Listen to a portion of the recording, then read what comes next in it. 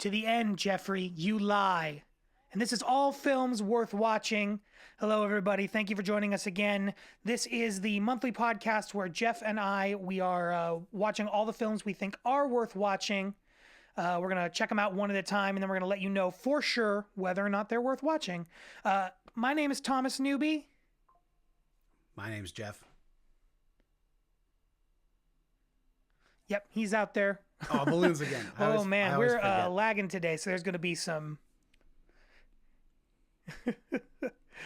Oh, man, I don't know. This is good. This is going to be... You and I can just tell by the way that, like, I'm getting, like, half of your phrases at a time. Today's going to be an interesting conversation thanks to our internet connections. We'll do the best that we can. Again, folks, if you don't know me, my name is Thomas Newby. I am a sound designer. I'm a writer, a composer, sound engineer, doing all sorts of lovely story-based things. I'll let Jeff introduce you, the book chalk extraordinaire, Jeffrey Young. Hi, I'm Jeff. I'm a book content creator, and I'm also a musician in By Fire and Sword and Wield and Woe.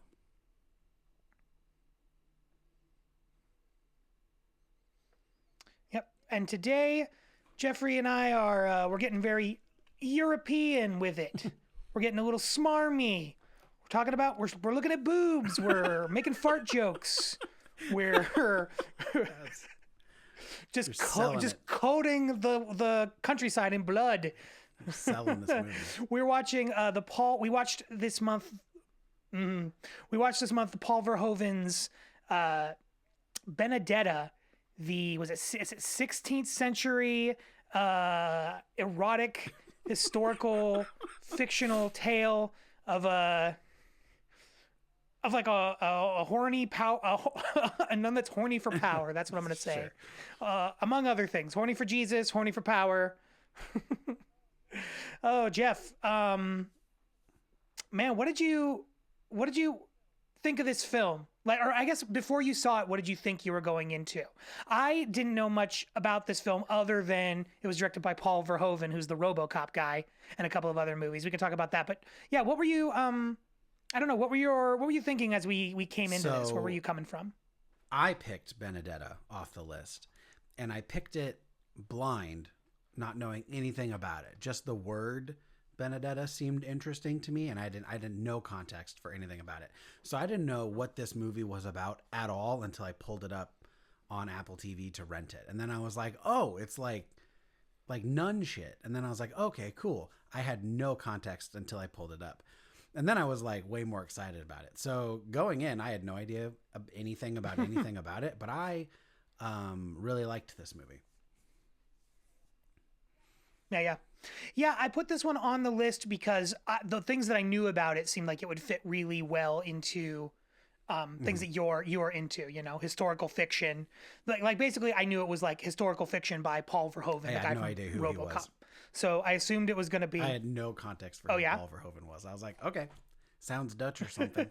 Like I didn't know anything about him. That's funny. Did you look him up afterwards? Like, do you know anything? Do you know anything about his work? Oh, okay. So yeah. So I mean, Paul Verhoeven is the weirdo behind the RoboCop franchise, and then also, oh God, what's that movie? Yeah, right. Especially considering this, he does this weird thing where he like works outside of. Yeah, sorry. Let me go back to this. He did RoboCop. He did Total Recall. He did Starship Troopers. He did 2000's Hollow Man. He did Basic Instinct in '92. Movies. I don't know if you've ever seen. I don't know if you've ever seen that 1995 train wreck of a movie called Showgirls. That's the Demi Moore one, right? Where she's a stripper? No, I've never seen that. Yeah, where she like it's weird. She like is getting sexually assaulted and then like angrily yelling away and running away. It's a strange movie. But Paul Verhoeven's a strange dude. Yeah, this is. I mean, my experience coming into this, I was not a Paul Verhoeven super fan, really, until I hadn't seen RoboCop until just a couple of years ago. I'd watched Total Recall once or twice when I was a kid, and Starship Troopers I always really liked because I enjoyed the satire of Starship Troopers. Have you seen Starship Troopers? Many times. Like out of all of his movies, that was the one probably that I saw first, and that's the one that sticks with me because I love. It's I mean, it's not so subtle. It feels subtle in terms of like making an action movie where you're like rooting for the bad guys. Sure. You know, it's one of my favorites. I just loved how it was sort of critical of of colonialism, but like framing it in a popcorn movie, which is interesting because it's like that's what I think of Verhoeven now, especially after seeing this, as sort of doing as like he is kind of a European arts weirdo who got into the Hollywood system and like kept his like European arts weirdoism sort of in the fringes of those big budget movies. Like he works his way into them, you know? Because it's like the sort of the weird sexuality of in RoboCop, the TV show that everybody's watching. I'd buy that for $1. You know what I mean? Like how that's sort of a satire on like dumb American exploitation. Yeah. It's just he's an interesting guy. He's got like an interesting relationship to sexuality that, you know, has some ups and its downs. Like I rubbed against it in some weird ways watching this movie that we watched today. But it shows up sort of all the time. Like, I mean, that movie Showgirls, the reason, I mean, I don't know. It doesn't work for a lot of reasons, but it's like his sexiest attempt in Hollywood. And it's, and it just like clashes in such weird ways that you're like, why did I watch this? Why did anybody sign up for this? Yeah. But anyway, it was really interesting getting to see him work outside the Hollywood system, working outside the Hollywood system, excuse me. And like having a little bit more freedom, letting his freak flag fly, which I don't know about you, but I felt he was doing. I felt like there were times in this movie where I could like hear the director like breathing heavy in the background. You know what I mean? Just like so European, so pervy. Now that like with that context, there are moments of this movie where I think it would have benefited from some like Hollywood action movie know-how. Particularly, I think a lot of the CGI in this movie was pretty ass. So I loved it though. It wasn't even like enjoyable bad to me. It just was like for 2021 this should be better. Like even like budget CGI should be better than this. but all the actual historical shit was great. Oh my God. All the weird fever dream CGI stuff, I was like, what the hell? I was like, this is just bad. My God, no, but I mean, like that's what Verhoeven plays around with that stuff in like a really purposeful way. Yeah. I mean, I get what you're saying, but for me, it was like we were having these hyper fever dreams. Well, we'll get into it, where she's like having these hyper fever dreams where Jesus is like an action hero / romantic hero, and it was like suddenly we were in a bad Marvel movie, and it's like I don't know, it worked so well for me to like go inside this nun's like wet dreams where this Jesus is showing up and like karate chopping the bad guys and whisking her away, and like the dark, I don't know, just the like the bad action movie-ness of it. It would have bothered me if it like had snuck its way into the real world, but I felt like the real world was so realistic that when we shifted into the surreal, I just loved it. I was like, yeah, Jesus kind of is her. Yeah, and I liked you know, what they're doing with that thematically, and because she refers to like Jesus as her husband all of the time, and so that whole like Jesus will save she me, like takes, but like he like literally shows up and like fights off dudes with swords, and I was like, that's cool. The problem is that just the CGI was so bad that like to me it didn't feel like, oh, this is purposefully bad. It felt like we're technically limited bad, and I didn't like that. But so I'm with you. The idea was cool. Yeah. I think they just didn't nail it. Yeah. Yeah. I mean, agree to disagree, because I think like, especially if you watch a lot of like if you watch that, like I'd buy that for $1 as an example, as an example, you go back to RoboCop and look at those commercials. Like they're very poorly made as like part of the satire. Sure. You know what I mean? I think that he's at a place in his world where I think if he wanted to spend the extra money and like make it look quality, I think, you know, make it feel like it's like closer to a real world, I think that he probably could have figured that out. But he's the kind of guy that's like, well, I'm working within my limitations and I can like make a statement about it. So I don't know. I mean, like I said, agree to disagree, but the assness of it made those like sexy dreams that this nun was having about Jesus feel that much pulpier to me. You know what I mean? It like, I don't know. It just enhanced what I think he was trying to get across. But yeah, no, an interesting man, definitely a pervert. I mean, takes one to recognize one. Recognize game, but yeah, definitely a Dutch weirdo. And I'm, we'll talk through the show or the plot points itself, but yeah, I feel better for having experienced it, feel like a better person for having experienced it. But I It's enjoyed good stuff. it. I don't know if I'm better for having seen it, but I liked it. Oh, I don't know, man. I've like literally never considered the idea of a nun having like an erotic relationship to Jesus, who's like her husband. You know what I mean? It's something that I've never, I mean, I'm sure maybe if I read more smut, I might have come across that before, but I was like, duh. I was like, how often, I mean, I definitely wrote down in my notes how this has to happen more than just like this one version that I'm watching here. I wonder how often it happens, because taking their marriage vows literally. It's like, you're allowed to be hot for Jesus. That's the only person on the planet she's allowed to be hot for. Yeah. That's so good for funny, her. like, especially if you think in the context of like the amount of men in her life that would have been approved, because she gets turned over when she's like very young, so like the amount of men that she would have even had somewhat of like a relationship of like admiration for would have been like 1 or 0. So it's like, yeah, the only male person in her life who wasn't her priest or her dad who would have been like attractive to her probably would have been Jesus. Like just the available iconography for her would have been very limited. So it's like they're all saints or Jesus. Yeah, for sure. She's like, well, I can't fuck the saints, but no, he said nothing about Jesus. And you're definitely not allowed to fuck the woman that you're actually attracted to. So it's all going to have to go into Jesus, Cool. Well, I think we can go through the plot. Oh, well, before we get, sorry, I've been itching to talk about this movie, but I've had a couple of things going on this week. For one, I went and mixed some live shows at a local amusement park here in Kansas City.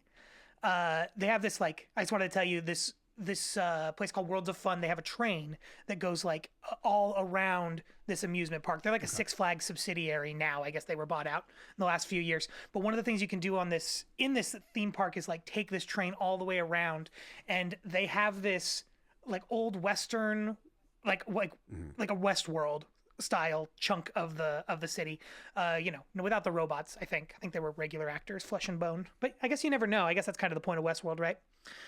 Anyway, side tangent. I just wanted to tell you about this exhibit where they stop the train and they do a fake stick up.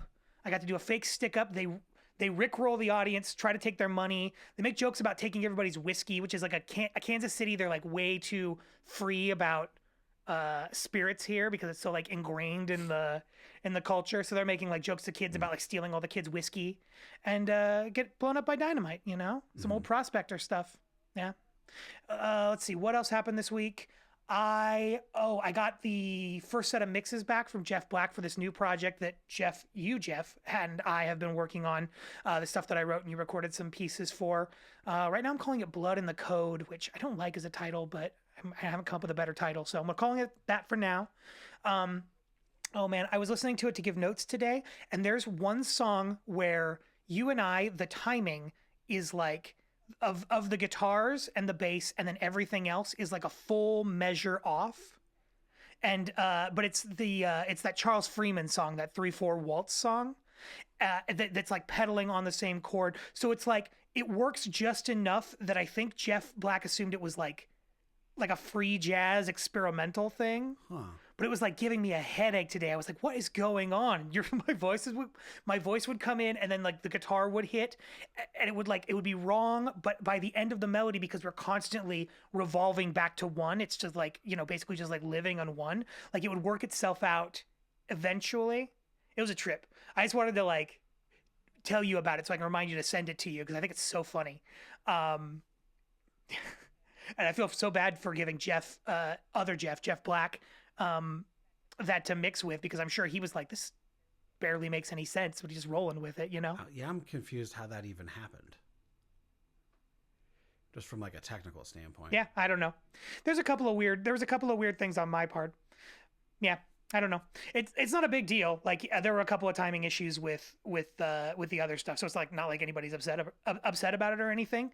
I was just listening to it today, and I'm like, this sounds great. It's just like a full bar out of sync, but in a way that like almost still works. It's pretty funny. That's all.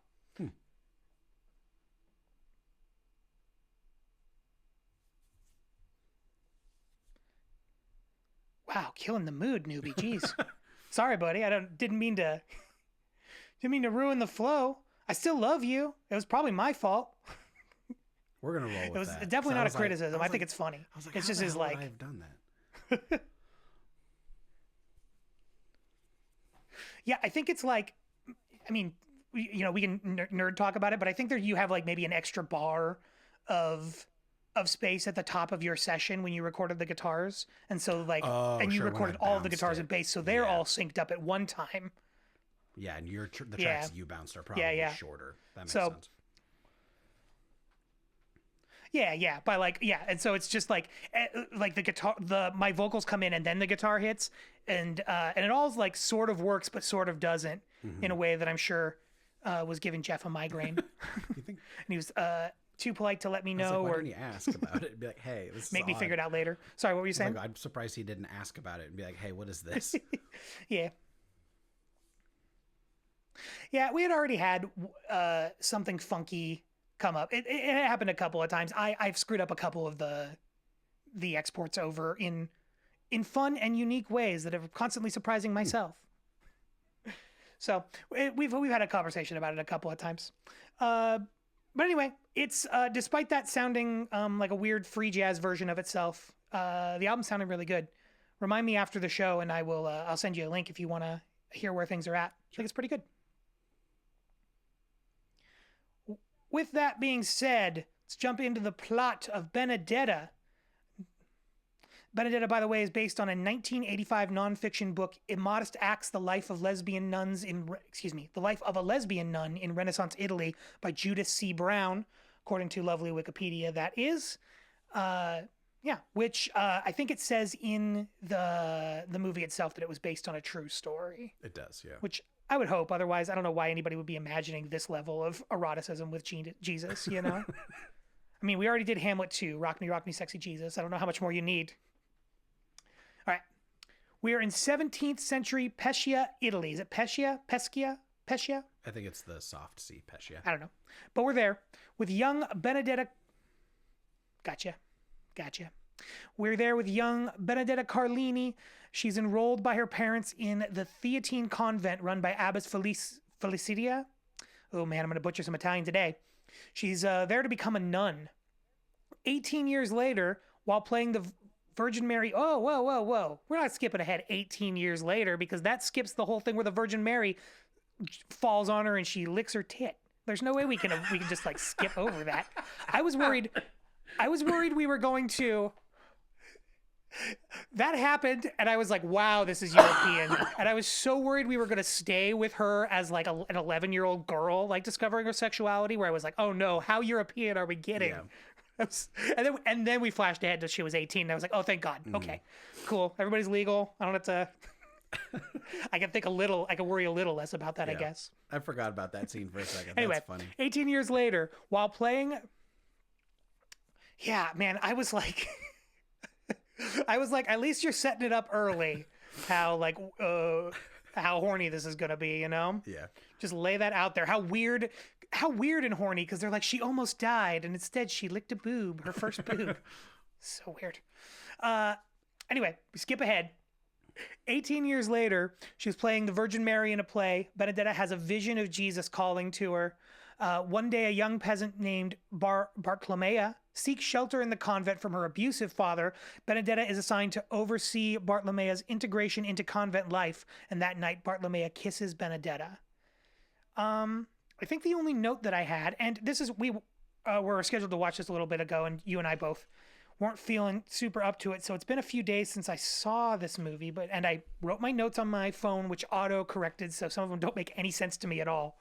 But I didn't bother looking it up, but I thought that the song that the nuns were singing during that tableau of the Virgin Mary was really, really nice. I vaguely I don't know if you remember that at all. There were a couple of nuns singing in the background. That one in particular stuck with me. It was really, really pretty. What did I write down? I wrote down, put that to black metal beats and you got yourself a hit. It's like just some pretty Renaissance music and then just underneath. And you got me listening. I really liked the part. Yeah, Jeff, any thoughts on any of that so far? Yeah, I loved when she's on this bed and they're raising her up. They're doing this cool, raising her up off this bed in the 17th century theater tricks, which is fun. But she's so excited at having this vision of Jesus. Yeah. She's kicking her feet when she's supposed to be dead on this bed. And then later the sisters are bitch, what are you doing with your feet? Benedetta, quit kicking your feet. And she's flipping her feet. Yelling at her mid-show. Stop doing that, bitch. Mm-hmm. It's a grade school pageant. I thought that was so funny. Yeah. Benedetta begins to have reoccurring visions of Jesus after a particularly fraught vision where a man whom she mistakes for Jesus saves her from being gang raped. Benedetta falls into a deep illness. Abbess Felicita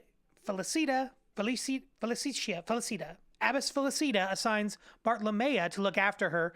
Benedetta has another vision of Christ asking her to undress and touch his hand. The next morning, she wakes up with a stigmata on her palms and feet. Yeah, man.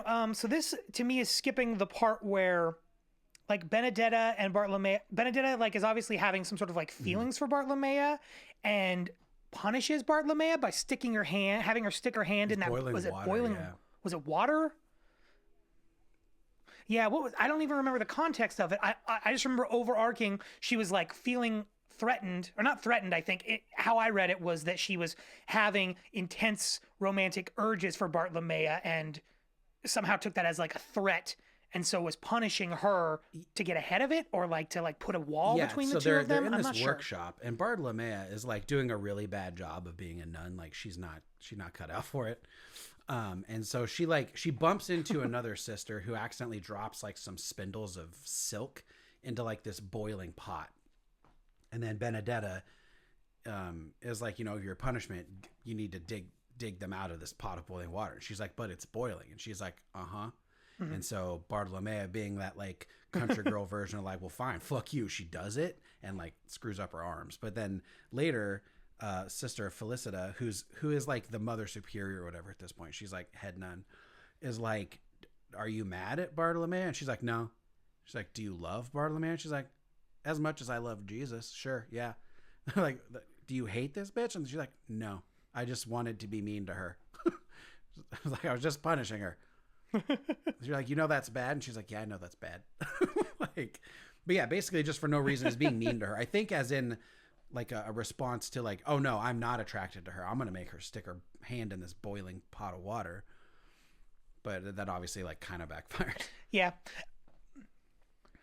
Well, it was another interesting thing that the Paul Verhoeven, the RoboCop guy, to me, stuck out in a way that it also introduced the fact that Bartolomea has a high pain tolerance because she was able to jam her hands into that boiling water and basically scald up her hands. Yeah. And then later on, she's going to do that same thing to save Benedetta from the burning stakes.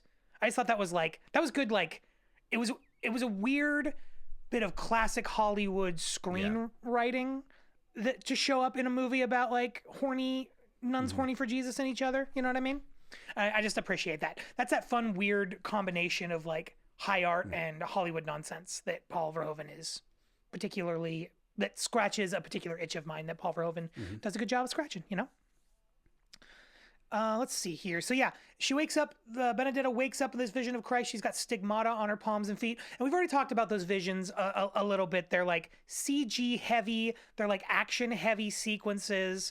They're, him leaning a little bit more into his Hollywood. And like we were saying there, the CG is bad. It doesn't look it doesn't look like a major, it doesn't look like major Hollywood. To me, it looks like trash Hollywood TV, like trash TV right now is what it kind of looks like to me. Like streaming, like trash streaming. Like early you know what I'm saying? Like not like CGI. Like on a budget. Yeah. Yeah. Yeah. But I'm loving it. I'm loving the idea that she's like in her dreams, she's caught in like a weird toxic early 2000s version of the Christ story, you know? But yeah. So they have an investigation. An investigation ensues. Abbess Felicita is skeptical because Benedetta's stigmatas manifest while she was asleep, not during prayer, and her forehead lacks the marks of a crown of thorns. Yeah, so it's one of those things where like she wakes up with her hands bleeding, and it's like, well, she could have made her hands, she could have done that to herself in the night, you know? Like it's definitely not, we don't ever see her hands.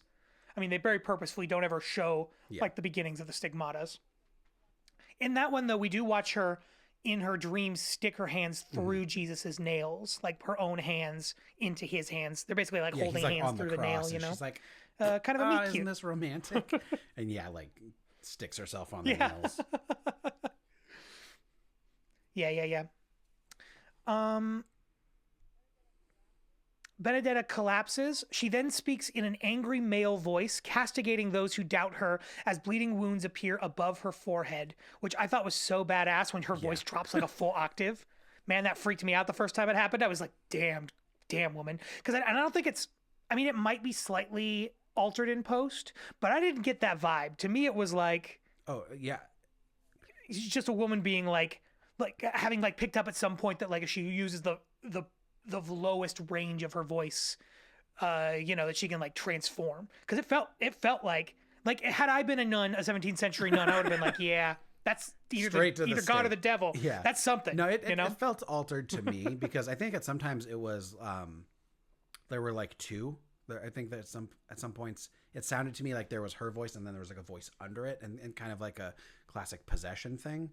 But that was really clean how they did that. Like it sounded really good. So I'm sure, it's maybe it's 60-40, 70-30. Like some of that is her voice, and I think it's definitely affected to a point. But it sounded really good. It didn't sound cartoony. Yeah, for sure. Following a dispute between Felicita and the local church leaders about the way popular interest. Hold on. They're arguing about the way that popular interest in Benedetta's vision should be handled. Like basically her story is getting picked up and the church leaders and Sister Felicita are arguing about like how seriously and to we take also it, skipped the part in there where like Sister's like the bit before she gets the cuts on her forehead, she bumps into someone or she's either carrying a clay pot or she bumps into someone who is, and it shatters and hit the ground, and we do that classic movie like ding, like pan down to seeing like a shard of clay on the ground, and then the next shot everyone comes out and she's got the cuts on her forehead. Right. So it's not 100% confirming that she did it herself, but it's definitely implying that she had the availability to. Yeah, for sure. Which is super helpful for the next scene where in confession, Sister Christina, she lies to the priest that she witnessed Benedetta inflicting those forehead wounds that she showed up with. The next day, the priest compels Christina to say her accusations publicly. This scene freaked me out, man. When questioned by the priest, Felicita refutes Christina's claims because Christina had previously admitted to her that she did not actually see the wounds being self-inflicted. Benedetta, apparently possessed by the spirit of Jesus, orders Christina to flagellate herself, and Felicita later observes Benedetta and Bartolome having sex through a peephole in their chambers. Wow. This is the way that this Wikipedia article is structured is strange. Like that's weird to like tack that on to the end of this paragraph where Christina flagellates herself. Oh, and then by the way, they go and have sex. But it's like a long moment. The whole like power shifts where Christina is thinking she's doing it right and thinking she has a hold of this situation, right, to like speak publicly, and then it just gets instantly turned on her by the bishop, the head of the church higher up is there, and then it doubles down where she's expecting maybe Sister Felicita to back her, and then Sister obviously doesn't because she's gonna like be honest and true to the situation as opposed to doing what's like convenient for her because she's wrapped up. She's a good Catholic nurse or nun, whatever she is. She's a good Catholic, whatever she is. And so just watching that try to set up to Benedetta and immediately being like, it's like 5 minutes from opening her mouth to being her whipping herself to death. Done the thing where they've swapped Mother Superiors yet? Like, has Benedetta become the Mother Superior yet? No, that's basically, this is like where that's about to happen. Like it's coming up after this. Because she's. I think it has happened because they refer to her as Sister Felicita and not as Mother Superior. So I think they have swapped at this point. Like they've changed head nuns. Right. And definitely later on when Felicita observes Benedetta and Bartolomea having sex to the people in their chambers. She's in the Mother Superior's room. So yeah, they've swapped. Yeah. Mother Superior chambers. Yeah. That was one of those points where it's like I could feel Verhoeven heavy breathing in the background watching those two make love. And I don't know if that's the first time they come up with that like carved dildo. No, apparently not. Looking at this list. Sorry, I'm getting ahead of myself. I'll save the dildo talk for later. Humiliated, Christina jumps to her death from the roof of the convent as a plague begins to ravage the countryside. Benedetta has a vision that Pescia will be spared and orders the abbey closed to prevent infection. Felicita secretly travels to Florence to report Benedetta's sexual indiscretions to the local Papa Nuncio. Meanwhile, Benedetta suddenly dies of unknown causes. And what did you think about that? I mean, I thought that was interesting where she has that vision and she was like, it was like, I have a vision from Jesus. Let's do all the smart quarantine stuff that you should probably do in a situation like this, I thought that was, it seemed like a pretty clever play on Benedetta's part. Yeah. But I don't know. What did you think of that? The thing that stood out to me from that scene is that Christina jumps to her death, right? And she jumps off the top of a church to like a stone courtyard. So she dies. She doesn't die immediately though. She is dying, and then Sister Felicita and Benedetta run up, and Benedetta's like, let me pray over her so that she doesn't go to hell, because people who commit suicide go to hell. And Sister Felicita is like, no, don't touch her, don't pray for her. And then Benedetta's like, she's gonna go to hell, and she's like, I don't care, don't touch her. And I was like, that's such a weird thing, because when Christina goes to Sister Felicita to begin with, is like, hey, I think she's faking her stigmata, she's like, did you see her do it? And Christina says no. And she's so content on being a good nun that she makes bad choices. She's so even if Benedetta's lying, we're not going to do anything about it because we're not going to make waves. Her whole thing is we aren't going to shake it up. We aren't going to make waves. We're not going to draw attention to ourselves. We're just going to be good nuns and wipe butts and bless the poor and go whatever. And I thought that was an interesting moment where, after going along with the whole hey, Benedetta's holy, she's the Mother Superior, she's like, no, actually don't touch her. Because, and I think something that we don't get that isn't super clear in the movie is that Christina is Felicita's daughter. So they're related, which is, I think otherwise, I don't know if she would have done that, but I think was a fun little oh yeah. Sure. I mean, also it was Christina's only crime was going to bat for Sister. I mean, her crime was lying, but her motives were going to bat for Sister Felicita, who is probably at least in that moment, she believes is assuming Benedetta's lying, which I think is pretty safe to assume, you know what I mean? The moral thing to do is to keep Sister Felicita in place, you know what I mean? That seems to her the right thing to do, and it's just the most such bad punishment she gets for trying to do the right thing that she takes her life. I also think it's interesting that sure, the right thing for Sister Felicita to do as a Catholic nun in that moment is to go narc to Papa Nuncio, right? But like the worst thing to do is like take her ass over to Plaguesville and be like, let me get a bunch of plague and march it back here. So it's that same thing where like she's doing what is right according to the structure of the church, but it's such the wrong decision in reality. Yeah, and then Benedetta comes around and is like, hey, stay home, quit touching each other, don't leave, and then everyone will be okay. Don't let nobody in. You know. Yeah. I mean, specifically, Jesus says, "Do wash your hands for 30? Listen, play Happy Birthday twice in your head as you're washing your hands. Otherwise, you're not going to go to heaven." You know what I mean? Like she's like, but she's obviously lying, or at least we're assuming she's lying. But no, I'm just going to say it. She's obviously lying, but she's like in the service of the better for the community. You know. Yeah, it's just an interesting tension, like bad Catholic, good person versus good Catholic, bad person. As far as if you're looking at it by results, at least, Yeah.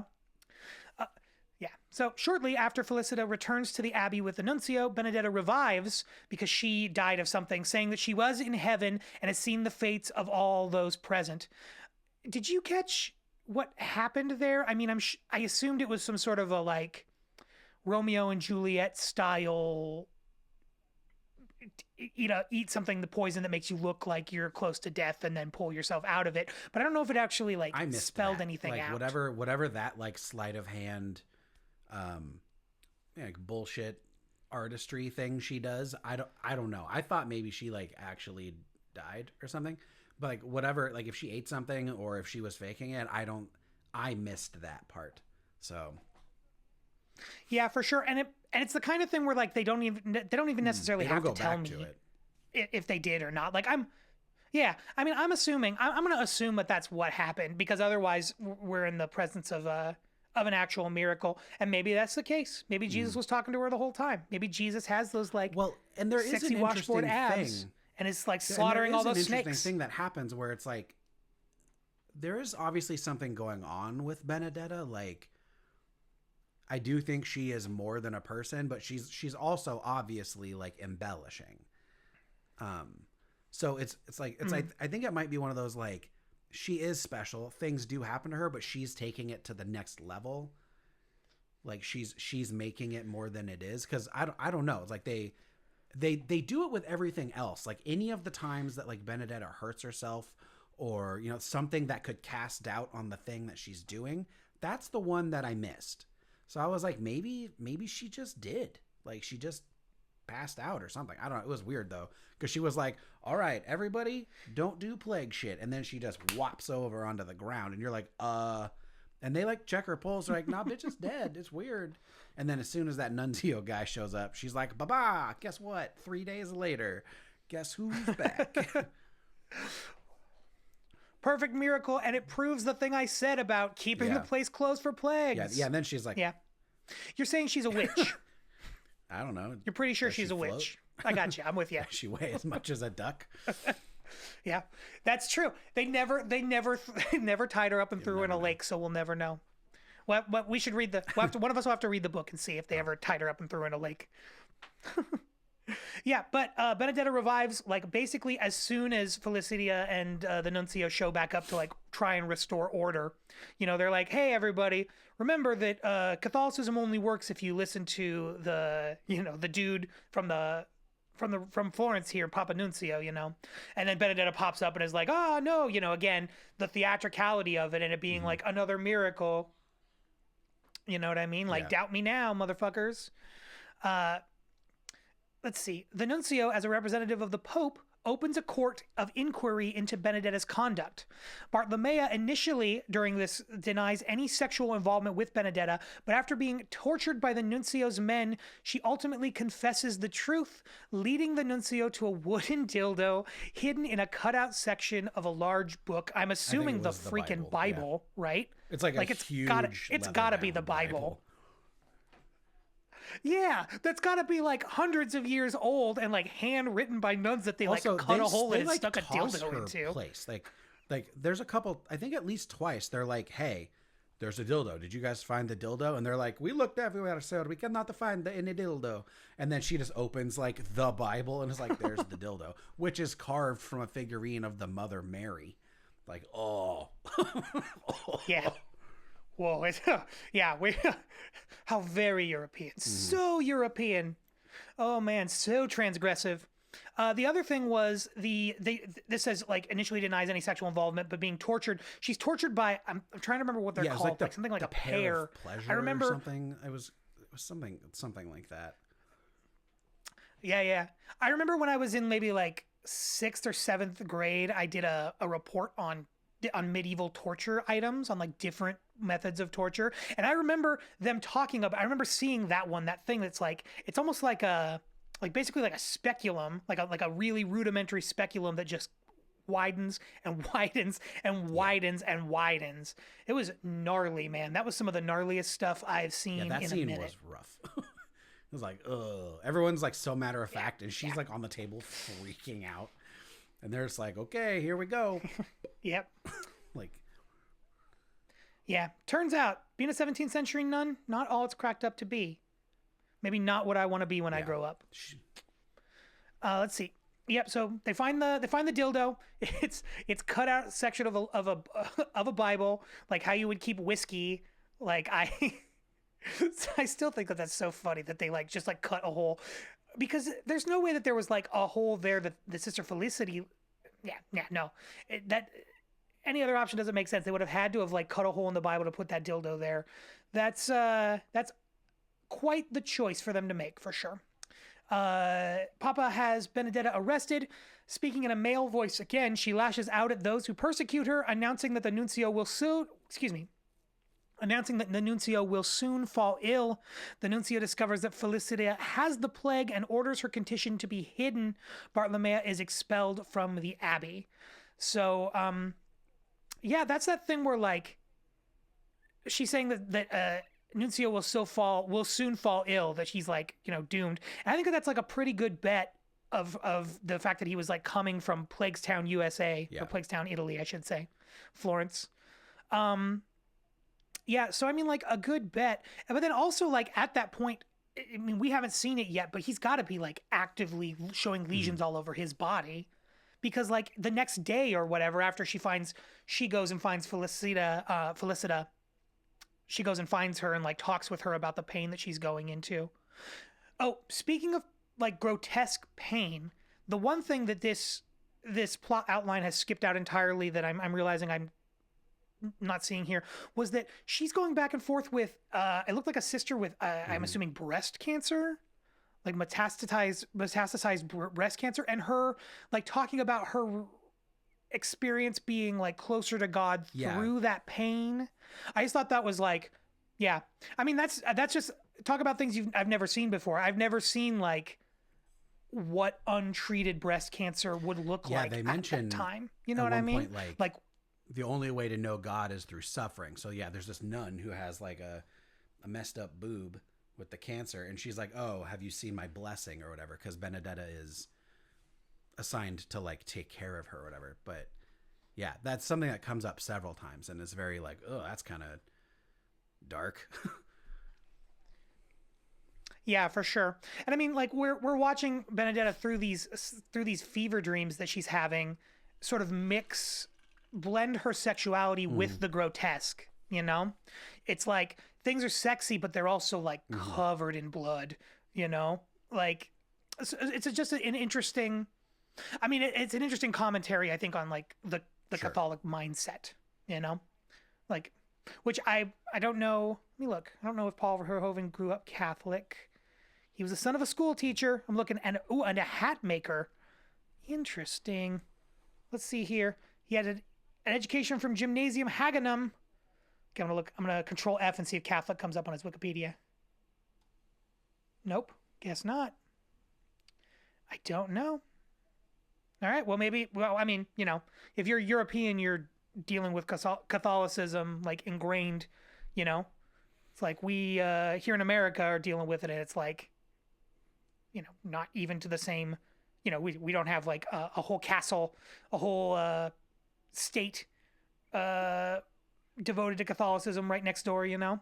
So I'm sure he's had plenty of experience with the ingrained thoughts of Catholicism over his life. But yeah, I thought that was, in general, that was one of the things that worked the best for me of this movie. I mean, most of it was firing on all cylinders for me, but the idea that Benedetta is taking these things in from around her, the like her repression and the grotesqueness and the pain and that being closer to God, and sort of like forming that into both her theatrical output, you know, the things that she's doing to communicate to the world, but also like her internal monologues. I just thought all of that stuff was fascinating. It kept me interested to the end, you know? Yeah, this movie also does one of my favorite things that happens in religious-based historical pieces, which is that idea of like scary Christianity, where it's like, you should be afraid of God because God is a tough-ass sumbitch, you know? And like, I like that makes Christianity fun. Like, you know, the youth pastor hippie flower circle Christianity is so boring to me, but there's something about like, you don't want to meet God because it's bad, but like Jesus, he shows up with swords and shit. Like, he's not playing around. Like, I like that. And that whole like, you know, the Catholicism with all the blood and the dark, and like, that's more fun for me. And this movie like really is so good at that. Yeah, just wallowing in the filthiest aspects of this sort of ingrained institution, you know, especially for this. I'm assuming this was, I mean, it's in French. I'm sure it was meant for a European audience, you know. It's I mean, it's not the first art film to take a swing at the Catholic Church, but it did a good job. I enjoyed the blows. Enjoyed the blow by blow. Let's see here. In the town square, Benedetta is there. Before she's about to be executed, she reveals her new stigmata. Speaking in a male voice, she announces that the angel of death is approaching. Felicita, revealing her disease, blames the nuncio for bringing the plague to Pescia. Chaos ensues as the townspeople prevent Nuncio's men from burning Benedetta at the stake. Sort of. They like start the fire. She lays all that out. Benedetta's like, "You've brought the plague here. The sister has it. You probably already have it." Yeah. Like, she'd already said that. "You're going to get ill soon." She's basically like, "You're all doomed." As she's saying all of that, they like set her up on the funeral pyre, get it started. And that's when the townspeople start rioting. And there's where Bartolomea, like I said, they set up in the first act that she has like an incredible pain tolerance and is like tough as shit. She like reaches her hands into the flames and essentially like unties all of those individual knots herself. She uses, you know, just like shard of fucking up her hands to cut the ropes, because there's another one of those moments where like, it's when the gal with the breast cancer is dying. Benedetta is like at her bedside as she's dying, and they knock a pot off the bed and it breaks, and then we pan down to another shard of pottery, and that same shard of pottery is at Benedetta's feet on the funeral pyre, because Bartolomea picks it up and is like, "Oh, boom, boom, boom," and like cuts the ropes.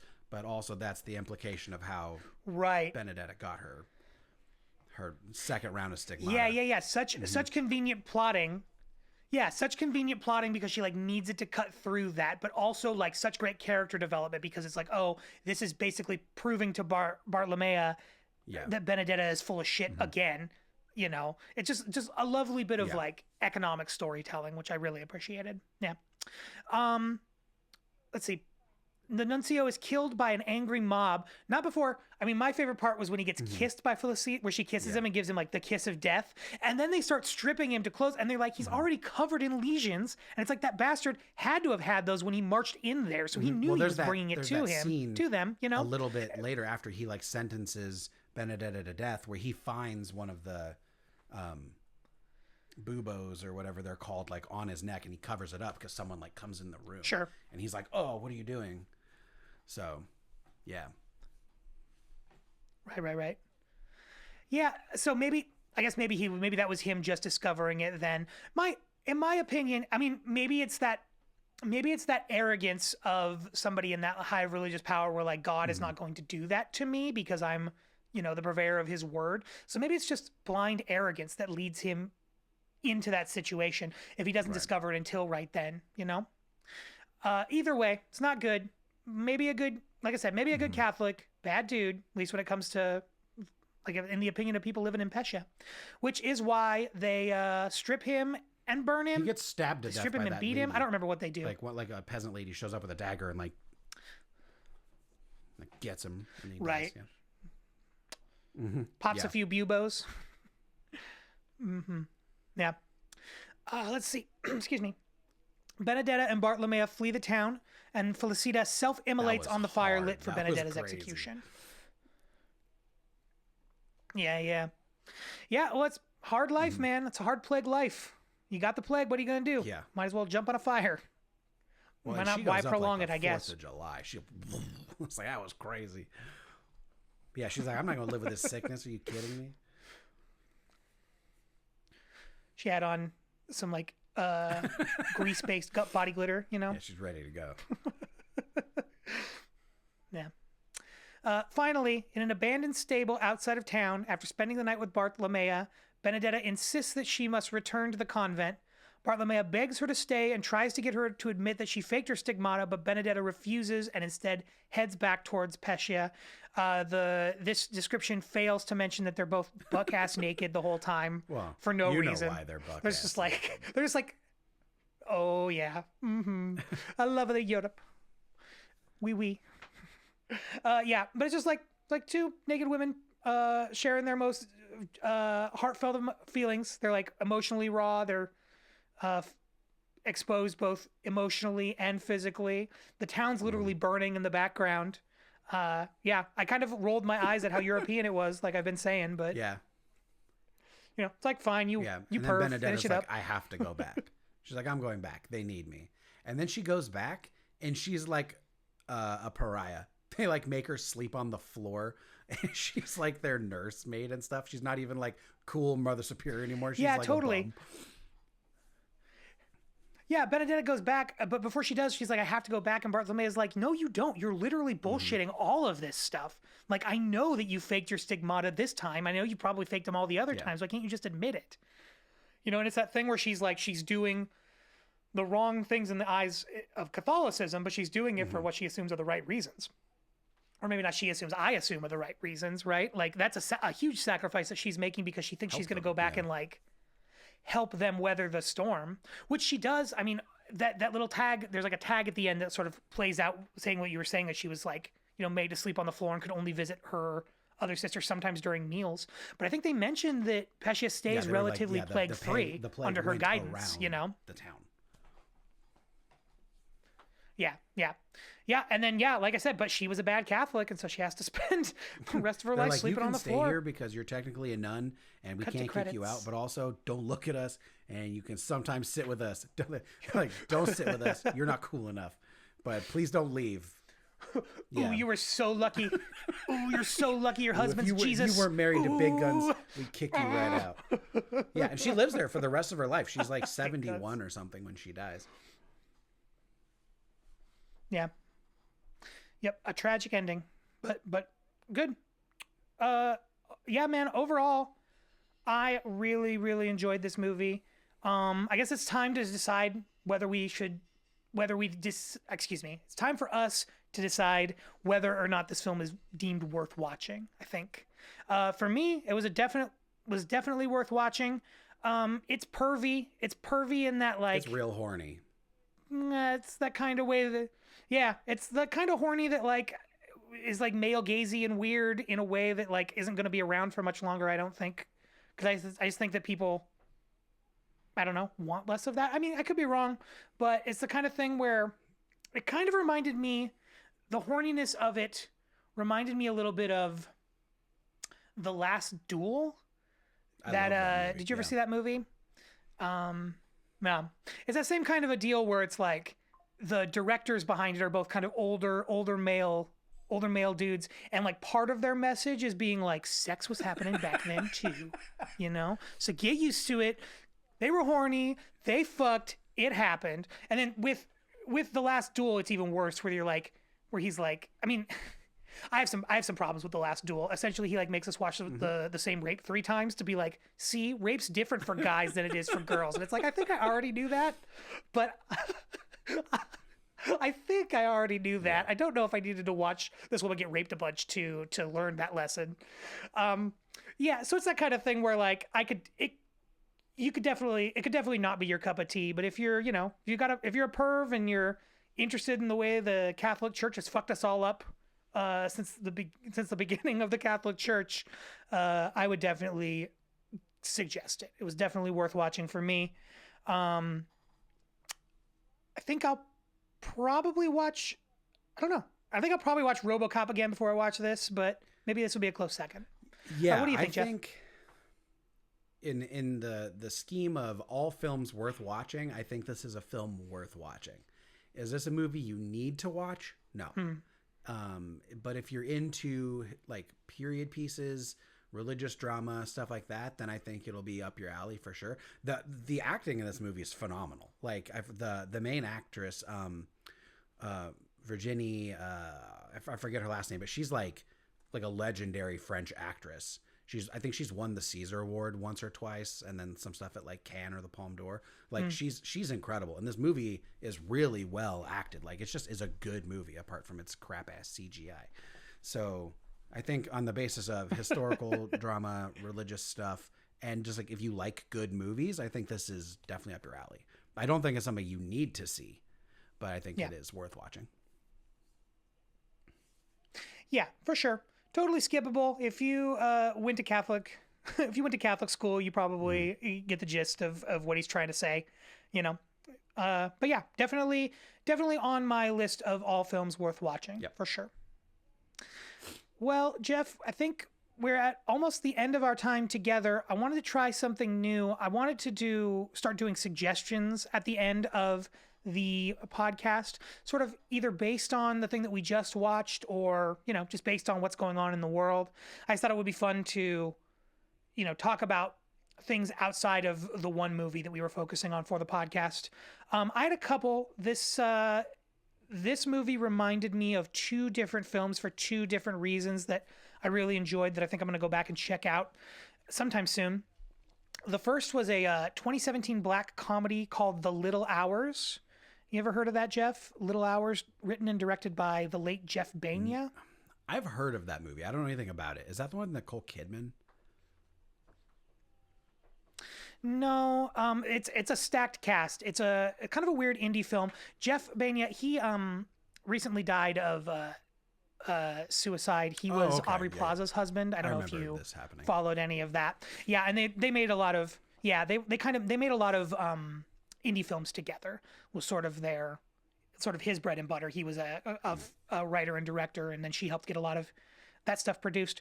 But she's in this movie. Dave Franco's in this movie. Alison Brie, Kate Micucci, John C. Reilly, Molly Shannon, Fred Armisen. Those are the top cast, but there's that's a bunch. Great cast. I don't know anything about this movie. Quite a few more. Yeah, it's a black comedy. It's set in 14th century. Is it 14th century Italy? It's nuns. It's more like nuns dealing with their sexuality, and it's this like weird little indie black comedy. I'd highly suggest it. It's based on the Decameron. Sorry if I'm saying that wrong. Which is a 14th century collection of novellas by Giovanni Boccaccio. And they're just like great comedy actors at the top of their game, telling this weird little farce set in and around a nunnery. And it doesn't pull any punches. I mean, it's not like they're not licking the breasts of the Mother Mary or anything like that, but it treads some of the same water road. What do you tread? Water. Treads some of the same waters. Definitely worth checking out. It was in Sundance in 2017. I'm sure that you can find it. So I would check that out.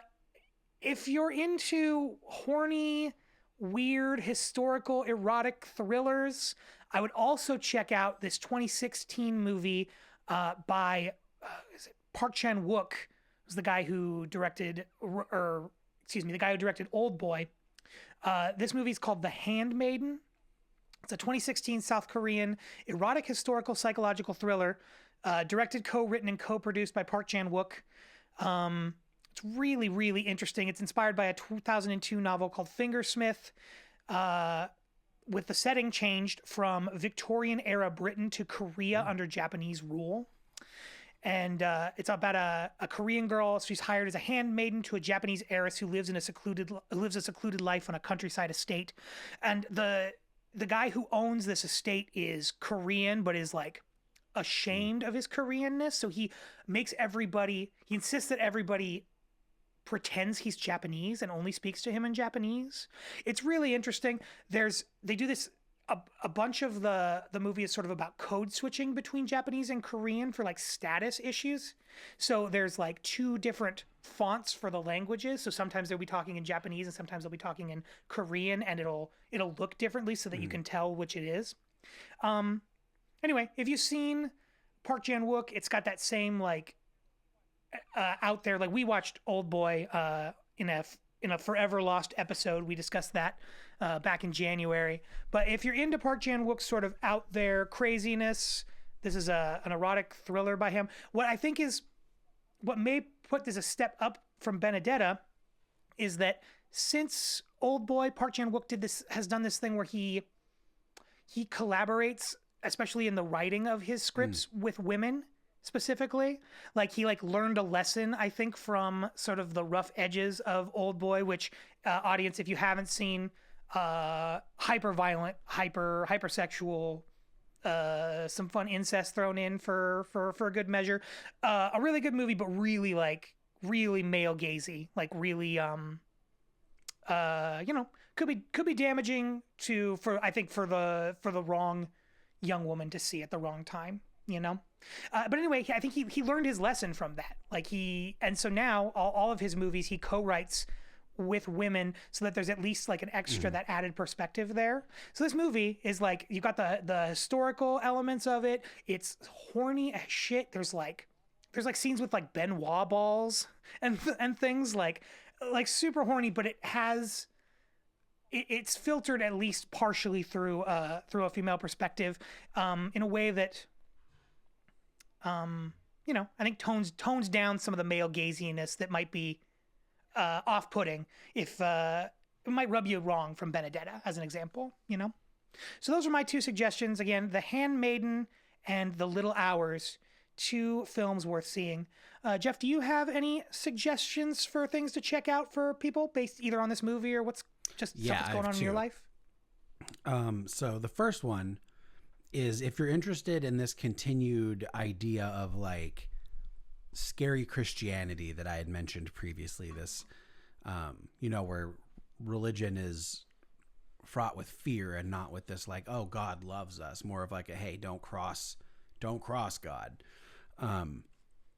There's a book called Between Two Fires by Christopher Buhlman, which is a medieval horror kind of adventure novel that takes place in medieval France about a disgraced knight and a priest shepherding a young peasant girl who is seeing visions and talks to God, stuff like that. He's like getting her from the countryside to Avignon, where apparently heaven and hell are supposed to collide for like a second war on heaven. Like hell is coming to earth to attack heaven, and they're going to meet in Avignon.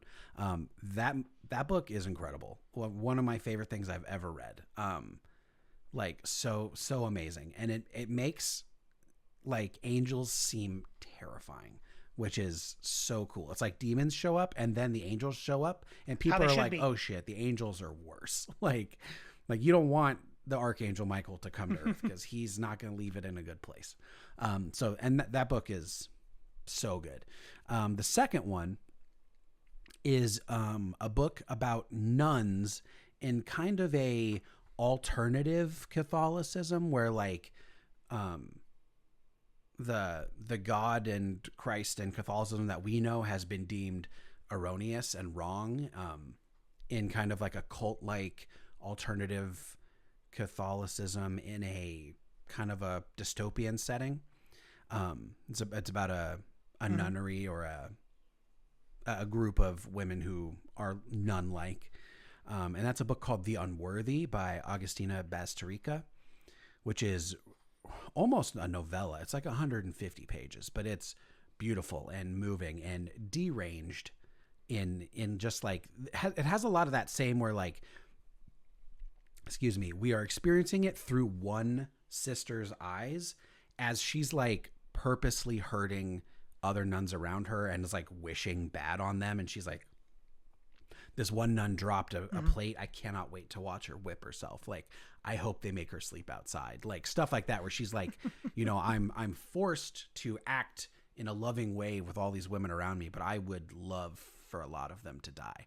And it just is very dark and beautiful in like a weird way that sometimes only dark things can be, but it's amazing. So I would highly recommend that. It's also translated. She's a she writes all of her books in Spanish, so they get translated into English, and the translation is wonderful.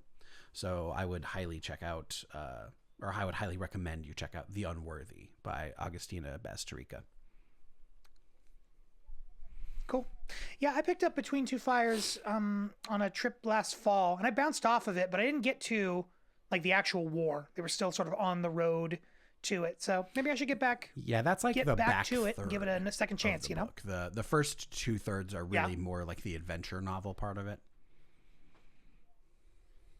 Yeah. I feel you.